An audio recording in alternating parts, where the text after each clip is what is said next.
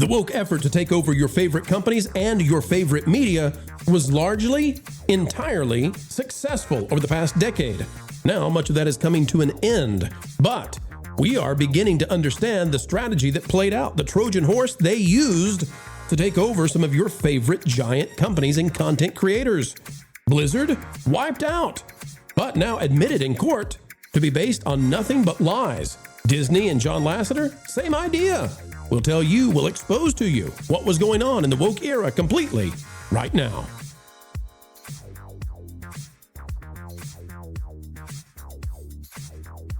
It's a great day, it's a groovy day, and thank you folks for coming our way where we keep you ahead of the culture curve. Today we're swerving back in time to examine exactly how they destroyed so much of your favorite stuff, your games, your stories, your movies. We're not moving on until we can prevent this from happening again. Folks, as we dive into a scandal, truly, click the like button, and it's time to begin. It's out there, ladies and gentlemen. We now know the Trojan horse DEI strategy that was employed to great success in taking down some of your favorite companies and sending it down the woke path of go woke, go broke. What are we talking about? Well, Asmongold has this, says that he is revealing the Blizzard harassment scandal was proven fake. And this lines up with what we've heard as well from sources that were inside Blizzard Activision. Quote, all the allegations of sexual misconduct, abuse, harassment, frat boy culture, entirely fake. California, the state, admitted there was no evidence substantiating any of the claims. Remember when they had to rename their characters? McCree in Overwatch couldn't have that name because it was named after a guy who was supposedly involved in this. All of it fake. The breast milk theft, the Cosby room, the harassment driving an employee to delete her existence. All of it was threatened over the fact that only 1 in 5 Blizzard employees were women. Blizzard at the time, the most successful, best gaming company on the planet. They destroyed Blizzard. It says the entire controversy around Blizzard was essentially generated in an effort to sack Blizzard, take them down, and reconstitute the company in the way that the wokies viewed it. It's a DEI Trojan horse experiment. And folks, it's not just Blizzard that suffered from this. I'm going to show you. It's also Disney. Disney also used this exact same strategy. Here we go, Marv. If you wouldn't mind, Marv, please play the video. I don't even know if you can hear it. In case we can hear it. All allegations of sexual misconduct, abuse, harassment, and quote, frat boy culture were entirely fake. And the state of California even admitted that there was no evidence substantiating any of the claims. The entire controversy around Blizzard was set up by California to force the company to stop hiring white men using Me Too allegations to strong-arm them. Some of the accusations were so bizarre and insane that they included theft and consumption of breast milk during work hours, a rape room named after Bill Cosby, sexual harassment to the point of an employee ending her life. All of these claims were essentially a theater performance over the fact that only 1 in 5 Blizzard employees were women. As a result, Blizzard agreed to pay roughly $18 million in fines and set up HR hiring practices that would discriminate against white men. Internal messages between California Civil Rights Division officials showed the entire thing was a ploy to send a message to the industry to literally ruin video games. Wow. Well, what can I say? Mission successful because people are retro gaming like never before. Yeah, seriously. So go back, Marv, about 2 seconds on that. So we can see that prior headline. Eventually, it says Kish scaled back his demands. California, the state of California. In December 2023, Activision settled for $55 million. In the settlement agreement, the state conceded. Because this is just draconian. This is the state of California destroying its own industry. Its own entertainment industry is destroying it. The state conceded with the settlement. No court or any independent investigation has substantiated allegations of systemic harassment, but the company likely signed the deal to make the lawsuit go away. In other words, the state proved none of this, not one single thing, and yet the company crumbled to the state because the state has all the power. Can production for everything just please move out of California already? Please. Like, this is the problem. It's that California basically had the means of production by the throat, for all this time, and they've been doing horrible things with it, whether it's movies, TV, video games, you name it. You have to move out of California, let it become Detroit, and move to places like Texas and Tennessee and Florida. And remember, Marv, as soon as those film tax credits were increased in the state of California, taxpayer money, where did it go? It didn't go to build up the entertainment industry like they said. They just handed it to Disney for a film that was going to be made either way, hexed. Mm-hmm. Let's talk about Disney. Let's talk about the continuing DEI strategy that was implemented to great effect to destroy these companies. Don't forget about John Lasseter. Variety writing this. Gene Maddow. Pixar's John Lasseter was the subject of a whisper network for more than 2 decades, it says. This article comes back from the apex of what we were seeing this strategy be implemented, 2017. What was it that caused John Lasseter to have to go? Well, hang tight, folks. We'll tell you. It says, for more than 20 years, young women at Pixar Animation Studios have been warned about the behavior of John Lasseter. What did he do? Who just disclosed, remember this is from almost a decade ago, who just disclosed that he is taking a leave due to inappropriate conduct with women. Oh, my, what did he do? Yeah, what did he do? The company's co-founder is known as a hugger. Bum, bum, bum. Around Pixar's Emeryville, California offices, a hug from Lasseter is seen as a mark of approval. Guys and gals, if Lasseter thinks you did a good job, he'll throw his arm around this, give you the side hug. He did Pat you on the back. one more thing, though, that needs to be remembered, that the female employees would find very, very triggering. This is someone who knows storytelling, and he would sometimes criticize their ideas and let them know how they can be made better. This, of course, is unacceptable to a young female activist who already knows everything. That's right. And so they attached John Lasseter to Harvey. Not because John Lasseter did anything that Harvey did, but because John Lasseter hugged people like Danny Tanner from Full House. And so what did they do, Marv? What did they do, Tom? They kicked out Lasseter and they brought in Jennifer Lee, who destroyed Disney Animation, gave us Lightyear, Strange World, Raya, and The Last Dragon, and all, total failures, flops. They drove out the geniuses. They drove out the talent. They destroyed the generational passage of animator to animator. And now here we are in the shadow of it. It wasn't just Blizzard. It was Disney. It was other companies. They had a plan. They had a socio-political strategy to bring from academia, to bring from the postmodern neo-Marxist playbook of... We didn't hear it, Marv. Hit it one more time, please. There we go. Sorry, when I speak, it cuts that a little bit. They brought the playbook from French academia, and they decimated their entertainment industry. And they don't regret it, because the government that did this and the people attached to this movement that did this, they don't believe in merit. They don't believe in meritocracy. They don't care about money unless it's in their wallets and their pockets. Marv, this was a playbook run extremely effectively. Oh, yeah. And they purposefully destroyed the companies to get their way. This is crazy, because now it's, all this stuff that we talked about for so long about how this looks like it was all coordinated. It looks like it was all, put together by these companies, and it was strategic and it was political. Everyone was saying, oh, you're just lying. You're just this conspiracy theory, blah, blah, blah. Of course, it's all proven true eventually.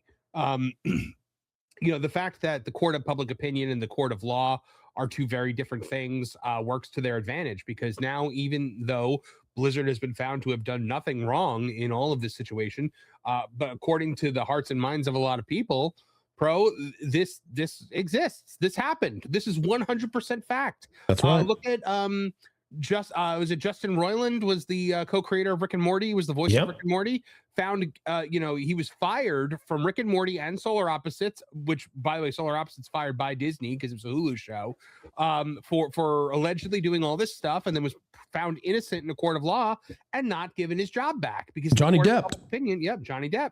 People still think Johnny Depp did those things.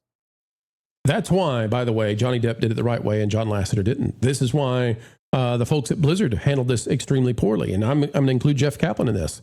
These guys ceded territory because of narcissistic, weaponized empathy.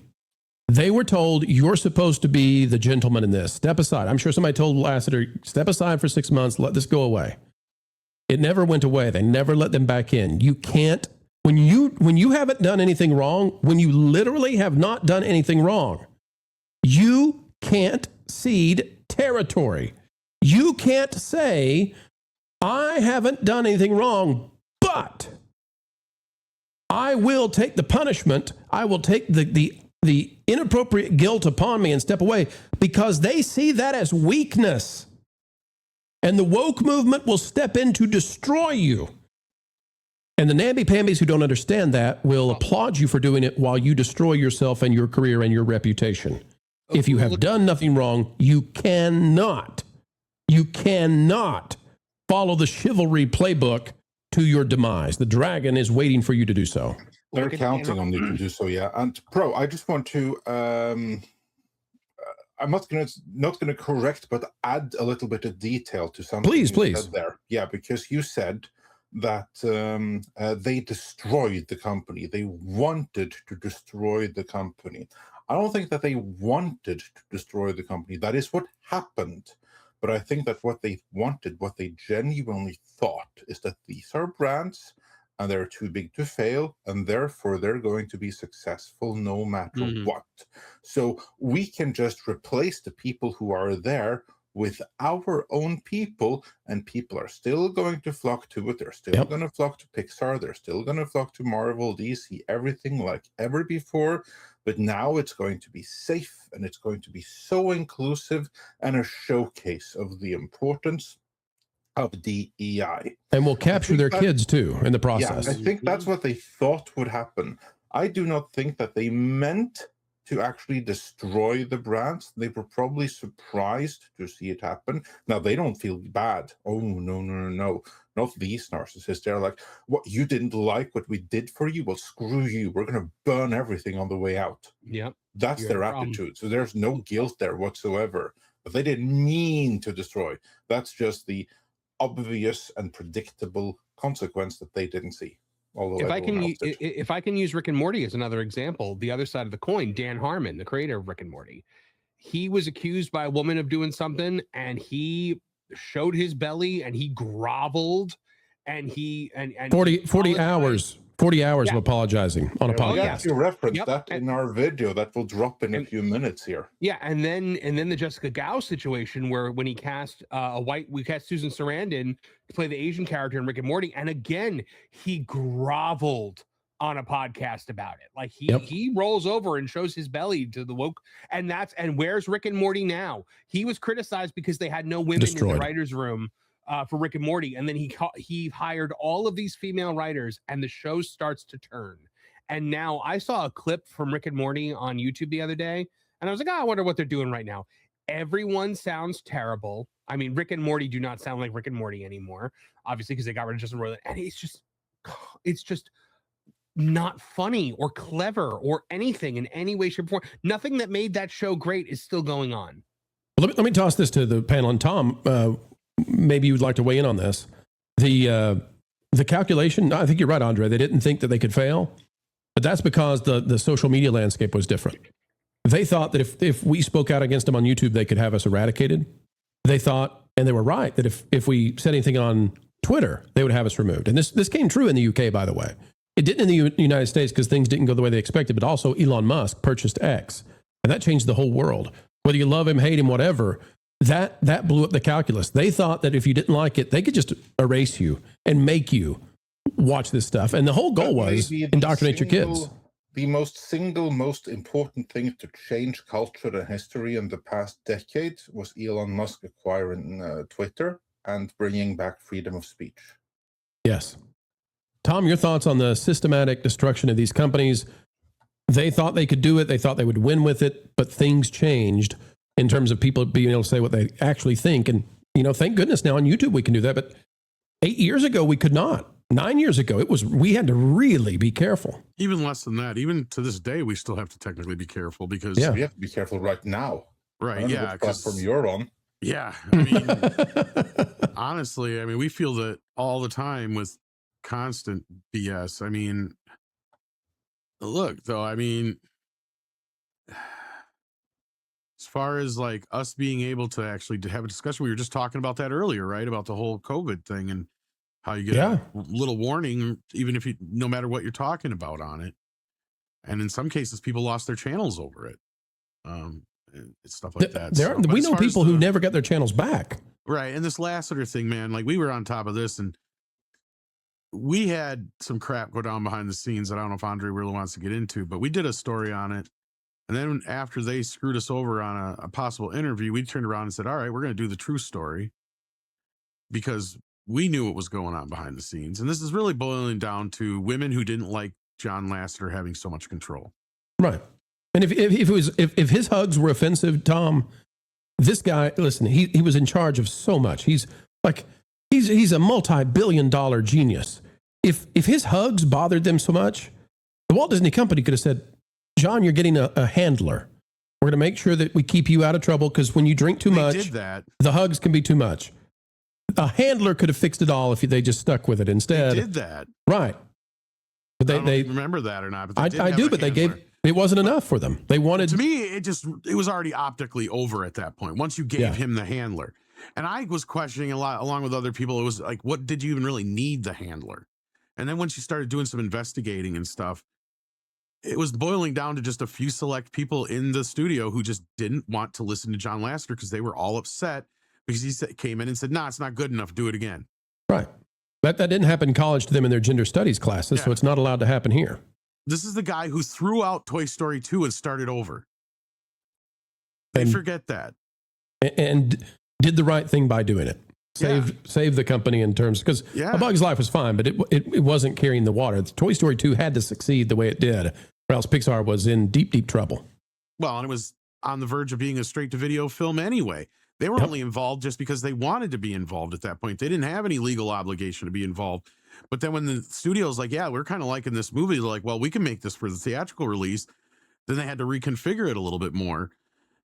I mean, we almost lost that movie for a whole nother story. But like, that's the thing, is that movie is such a big linchpin in the whole history of Pixar that it's the point is that Lassiter had the ability to say, you know what, we can do better, and threw the baby out with the bathwater and started over again. And that's the way he's done things in the past, and it has paid off for him. It worked up through the dinosaur movie, and that was the point where he started losing a little bit more control. And however you want to, I just don't get it. I was not hearing the type of rumors about him that we were about Cosby or any of these other Weinstein folk and stuff like that. So this, to me, felt like a bunch of drummed up BS to take this guy out. And we're finding out at Blizzard, it was all BS, every bit of it. The settlement for the state says none of it, couldn't prove a single thing. Okay, moving on. So, folks, bottom line here is, from here on out, when you hear these kinds of allegations, unfortunately, we can't believe all journalists. Maybe we can't believe any journalists. Skepticism is going to have to reign supreme, because what are we finding out? Everything the last decade that they told us was true, everything they said, we got to change the world because of it, seems to have been a lie. You know, when you stick around for the entire video, it really does help the channel. And we're so appreciative of that, ladies and gentlemen. Imagine that you would stick around and hear everything we have to say. The studio is glistening because you're listening each and every day. If you're not yet subscribed, well, you should be. And click that like button. Until the next time, keep learning, keep growing, and as always, keep having fun.